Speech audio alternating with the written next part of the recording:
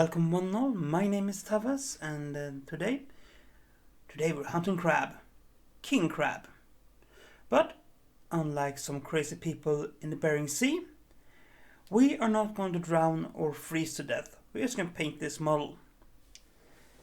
The king crab, of course, is known for being a very big, very angry thing carrying two AC-20s and absolutely wrecking everything that gets within close range of it. It also has a fairly balanced loadout, by the way. I think it's a large laser and some long-range missiles, so it can punch on most ranges. But with a name like a king crab, I kind of had to go that route, you know. I was like, what's the name? It's not so king crab. Also it's troll crab, and it has this nice. It's not red really, but it's a deeper coloration on top and this creamy coloration on the bottom. And I was like, perfect for what we need. So we go in hard with some troll claw to start things off for a nice creamy base. And I mean, there's not much to say about this stage. The model is primed and put on a layer of base color. And this is not even particularly, you don't have to be particularly particular with this. Just pick out the areas one wants to be cream color and which areas wants to be red. And just go to town. As mentioned before, as always, I use Army Painter's war paints for this. And because I like them, I like the squeeze bottles, and I happen to get a good deal on a big pile of them, unlike Games Workshop. The pots. Ooh, if I ever get into a position where I own a lot of stock in Games Workshop, that thing will change, because I don't care how good it is for the bottom line financially to have paints that dry out on themselves, but as a hobbyist, it sucks. Anyway, so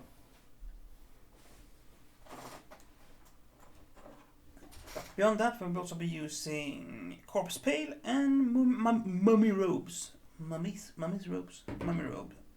to create this sort of creamy-ish color. We'll also be using some mud wash because it's good, reddish, brownish, but not as brown as the more leathery ones.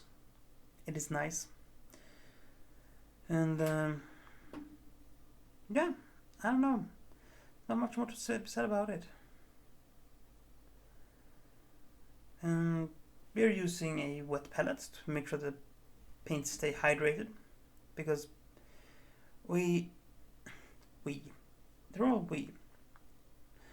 What I did was take some breaks in between, make sure that things actually dried properly. So using very thin layers of paint, because if you don't do that, it gets chunky. Not just particularly many layers though, because we're going to layer on two more paints on top of these ones. So we're just making sure you get a solid foundation. Much like everything else you want to be pretty, you need a solid foundation. Now, if I wanted to, I could have started with some corpse paint or something, or choosing a more yellowish base, but I felt like this creamy troll claws, it's a good start.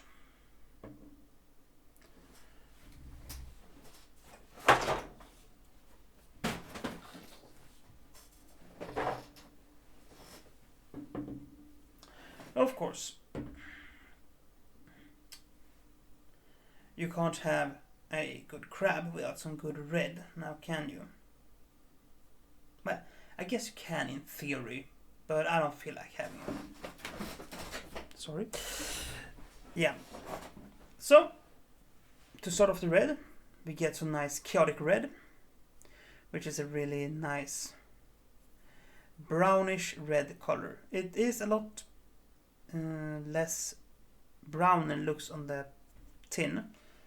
It's not a tin, it's a dropper bottle. But anyway, in the bottle, it's a lot more richly wine red, burgundy. than it looks on the bottle.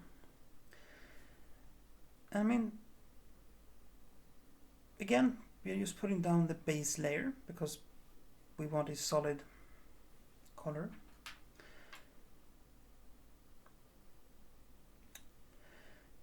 But beyond that, there's not much more to say about it. I mean, it is what it is.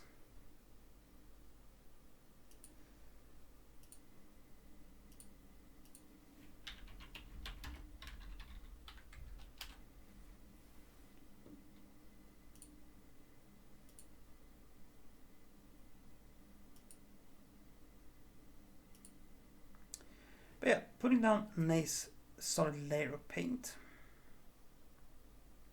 Making sure that you get all the nooks and crannies, because this can be our base layer for intents purposes. If you mess this up, you're going to have these weird gaps in your panel lines and stuff like that. And that will not make anybody happy. So yeah, what can we say about the king crab? A lot, I guess. It is a salt make. Clocks in at about 100 tons. Is of unknown height because apparently the designers of Battletech didn't like heights. And is mostly known for the fact that it carries 2 autocannon 20s. One LRM-15 and one large laser. Now, this technically makes it less capable than the Atlas, but anyone who has turned a corner and ended up faced with a pair of AC-20s, yeah, bye-bye. It's slow though, only 54 kilometers per hour, which is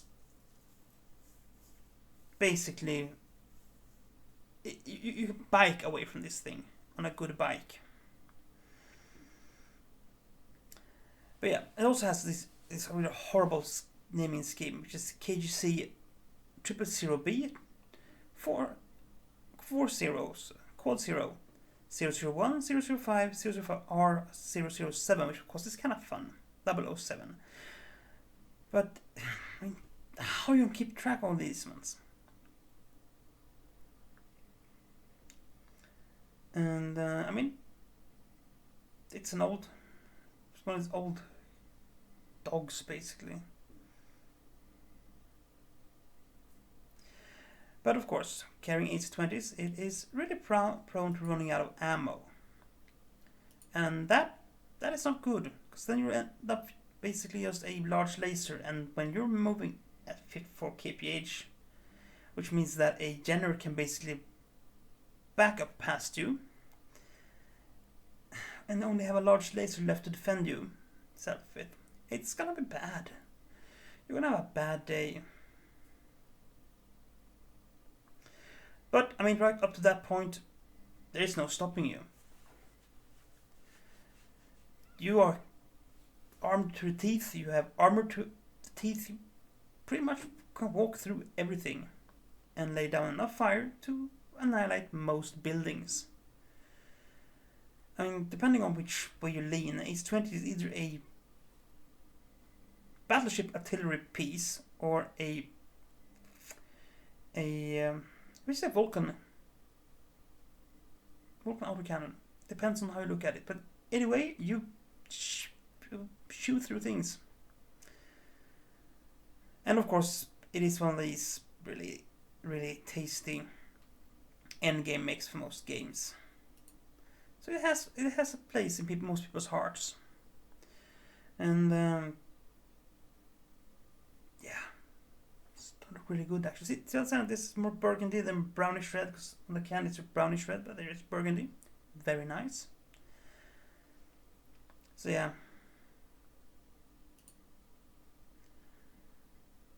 And I'm trying to find how much armor it has, but actually I'm on Sonar, I'm trying to find how much armor it has, and I can't actually find how much armor it has, but it is a lot. And design-wise, it is one of these really standout designs, because it is a very big angry frisbee with 2 claws. And I mean, how do you not love that? It also should technically make you fairly good at punching things, because I mean, in worst case scenario, you just close the claw up and then clobber someone to death. So you don't want to get into close range of these things, basically. And there's a few variants that switch out for the ACs for PPCs or for extra large lasers or gauss rifles. Gauss rifles still have the problem with ammunition being a scarce thing. But anyway, enough about that. Basically, we are now going over it with some mud wash. Just bring out the panel lines a bit. And we're also going to hit it with some oh so subtle reddish tones, which plays well into the whole crab motif, I think. I consider to do anyway. I might be wrong, but that's just my opinion. And then, to get the softer shift infuse in the shell, so to speak, I'm using an old brush and stippling on, not really, but in a way stippling on red, punching it in and giving it a very soft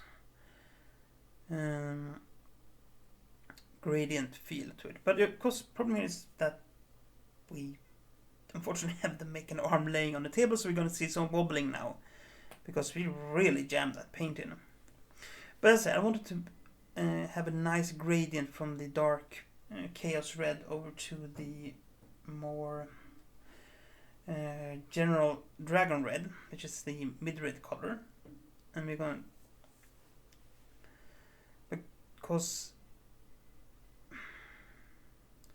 if you look at the shell of crab, it's not one uniform color, it's more these sort of gradients, these shifting hues. So I wanted to get that, you know, because it's nice. And we also had in a little bit of pure red at some points to add a little more pop to it. We also try to hit the places where light would hit normally, because I have a really bad habit of doing the sort of Games Workshop thing of panel lining and highlighting all edges equally. And that is not really how it works. That is not really how it works, because you get some very strange shifts when you do that, because light comes from everywhere and it looks weird. Unless you're doing black armor. Black armor can get away with that, because you need the edge highlights to define the edges of things. But this is red, it doesn't really need it, so instead we went in with some careful gradients. It's kind of nice. Just hitting the places where I would assume the light hits. And since this mech is as flat as it is, it's have a lot of areas that should be in shadow, because basically it's an angry frisbee. That's not a mech that really looks like an angry frisbee. I try to remember what it is. Is it really image of really crab? I can't remember. You should also see all the images of the king crab. Whew. Dear Lord, that literally looks like an angry frisbee. I think this used to be on these mechs didn't have a it didn't have a torso twist, because the legs used to attach directly to the saucer, so it usually used to have to turn the entire body to turn. But of course, with the redesign for the MechWarrior game, MechWarrior Online, among others, it got a proper torso twist, eliminating some of its problems. Not all of them, but some. And I mean, all the mechs got that, even the ones you used to have to, because it's not fun in a game to have a really slow turning time, and this thing would have a really slow turning time. So you've just been able to sneak up behind it and just scuttle along, and that would have been it. Nothing you could have done. But yeah, as you can see, nice soft highlights, enough nuances and gradients. So now of course we need to go in and brighten up the whole beige thing, make it a bit more poppy. And this is not what we are doing with Corpse Pale, which looks a lot brighter on here than it actually is in reality, and because of the yellowish tones of the troll claw. But yeah, basically this is going over all the panels that we hit with the mod wash before and just popping them out. Again, use thin layers and use 1 or 2 passes to get some good solid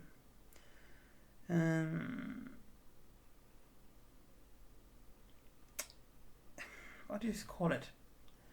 My English just got away from me and decided to take a thorough vacation. Get some nice shading in. Because the idea here is that this is the panels that is hit by light. They are catching the light. This is the actual color. The darker color in between is dirt, grime, and, well, old angst. And trust me, I say there's a lot of panels on this thing. A lot of panels. And you have to paint them all. Now I do cheat a little bit. Among other things I said on things that are on the underside, that aren't exactly in direct sunlight. I make them darker because they should be darker, among other things. Another thing I decided not to do on this one, just to drive home this whole shadow idea, is I didn't paint any highlights on the claws, underside of the claws. The bottom claws are basically just bare red, the dark chaotic red, to simulate the fact that they are lower, not catching as much light, and giving it a sense of depth. I'm not entirely sure if it worked that well, but I think it could work. Could be a thing. I might go over it once we're done with this and pop a few more things, but generally speaking, I think it did its job. Now, I was debating back and forth a lot with this model on what paint scheme I should do, because this is one of these really mechs I really like. I really like this mech, and I wanted to make sure it was a paint scheme I actually liked. So there was a lot of back and forth. I was like, maybe I should paint it like the kaiju from back over online, but it's mostly just green, so it's kind of boring. And I was like, maybe I should paint it in some house colors. And I was like, yeah, it could be nice, but then like, but what house? And I thought I was going to paint it in the colors of the shield wall, because it's my old unit. Would have been fun, but it's a boring paint scheme. Yeah, technique-wise, it's basically just gray, pinstriping, edge highlighting, and then some orange and some yellow. It looks really good, but on a mech that is this flat, it felt a bit too little. So I went back to the idea, like, why not just paint like a crab, because it's funny. It's a funny joke. And then of course someone reminded me of the old deadliest catch thing. I was like, oh, that's just too perfect, because the king crab is very much the deadliest catch. Try to get one of those, whew, you are going to have issues. A lot of issues. But again, I don't know if anyone else likes it. I like it, and I think it's a funny look. It's striking. It looks proper somehow. Had I been better at freehanding, I would probably use the fact that it has a large top area and instead paint some sort of fancy design there. But I really suck at freehanding, so I decided to not do that. Yeah, anyway, as you can see, we're just basically going over all the little panels and highlighting them with this brighter color to bring them back to sort of poppy. And again, I tried to focus putting larger amounts of bright paint where the light would hit it. Like on the top of the arms and the ridged areas on the side of the arms and on the back of the legs, which is kind of nice. But you could technically get away with not doing that. Just giving all the panels a good once over, making sure they pop really good.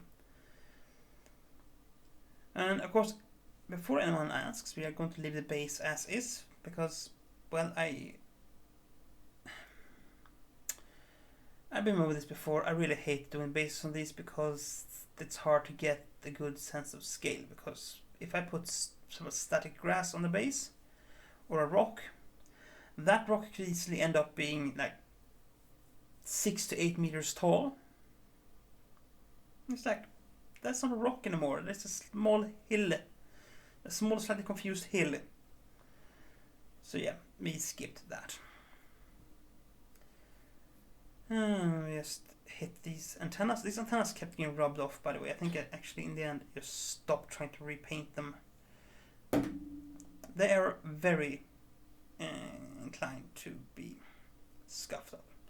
Anyway, on to the panel highlighting, especially on the top. This is where I said light hits.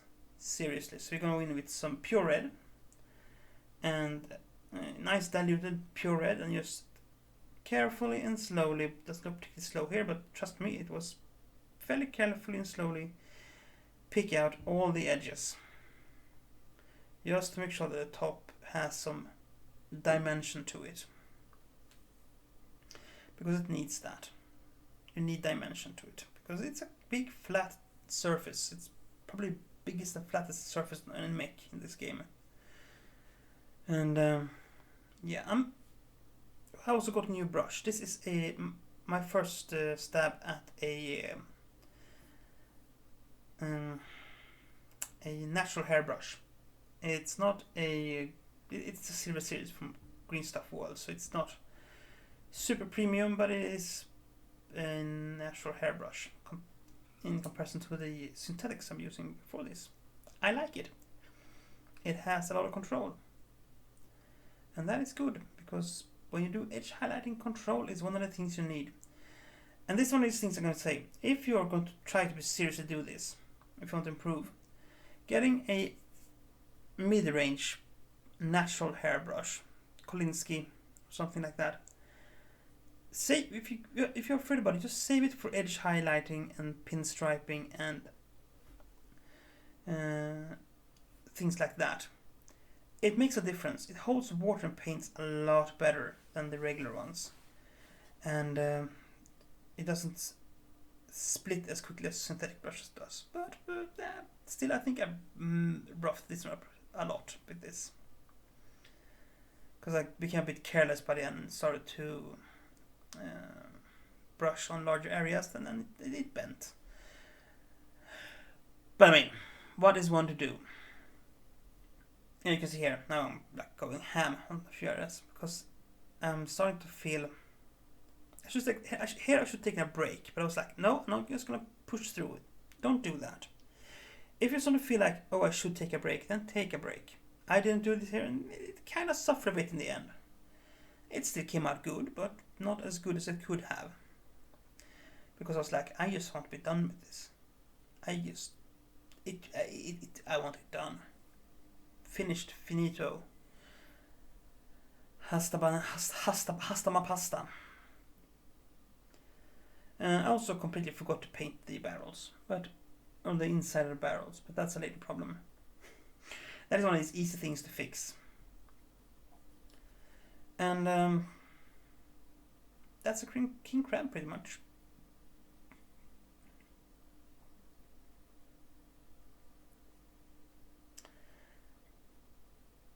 So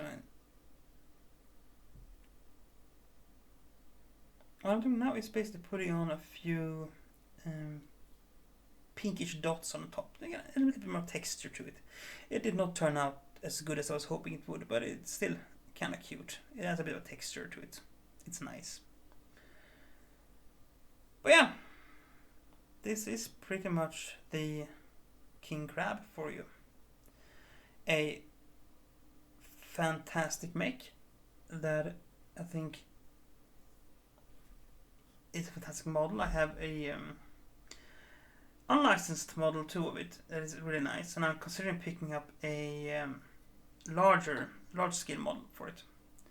Now, coming up next over this, we are going to start off the diorama we're talking about, the one of the mech dioramas, because I got all the basic materials now. So that's gonna be fun, and it's gonna be a scene of a shady, underhanded deal between a mech warrior mercenary and some local thugs. It's really fun, actually. But yeah, that's coming up next. I should hopefully get it done by next week. Not next week, in 2 weeks' time. But you never know. We'll see. It gets done when it's done, basically. But yeah, this was a fun paint. It took me about a day to do. Not too much time. And